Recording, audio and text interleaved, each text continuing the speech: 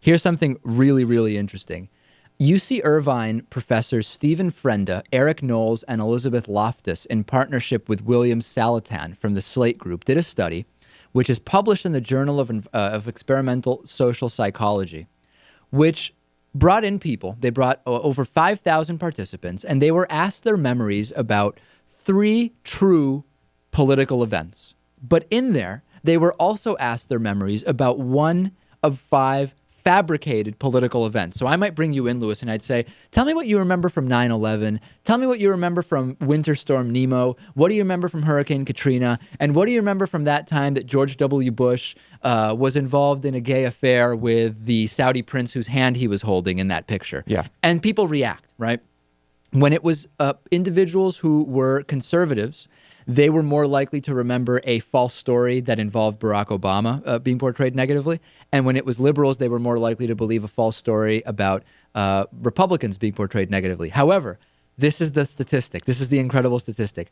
50% of the study's participants remembered the fabricated political event, and 27% remember having seen specific media coverage about that event. Remember, the event did not happen. Did not happen. So the events that were used were conservatives were more likely to falsely remember Barack Obama shaking hands with Mahmoud Ahmadinejad. Never happened. Liberals were more likely to remember George W. Bush vacationing with a baseball celebrity right after Hurricane Katrina.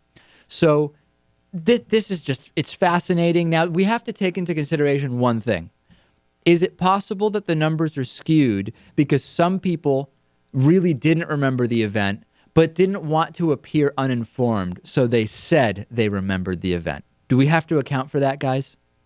I'm sure that would make up for a certain percentage of this, but we know that in similar studies where someone, a childhood photo of someone is photoshopped into another picture somewhere where they've never been, when asked if they remember this day, this event, where Right. they were, they will form fake memories around it. So this is a common thing. What do you think of this, Natan? I think this is incredible. Well, look, there's a long list of studies that are confirming this idea that people can remember things that didn't happen. Because a few months ago, if you remember, there was a poll done on fiscal cliff deals or maybe even just a budget deal.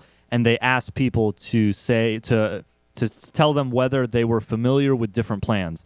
And they asked, Simpson Bowles and, McCain, whatever. And they included one that didn't exist. It was as ridiculous as saying, are you familiar with the Pakman Motamedi plan for the budget? Right. And 25% of people answered that they were familiar with that. So there's no reason to answer that way to show that you don't know. You could have just said, no, you're not familiar with that one, but you are familiar with the other ones. Right. But there you go.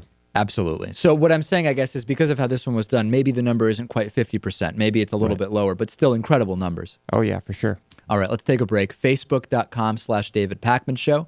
Consider a David Pakman Show hoodie, zip-up hoodie, or t-shirt, all made from 100% recycled materials. Find out more at davidpakman.com/gear. We will take a break. Next, what is happening with Bradley Manning?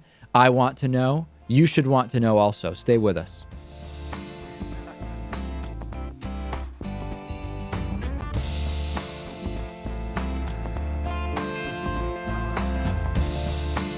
The David Pakman Show at davidpakman.com.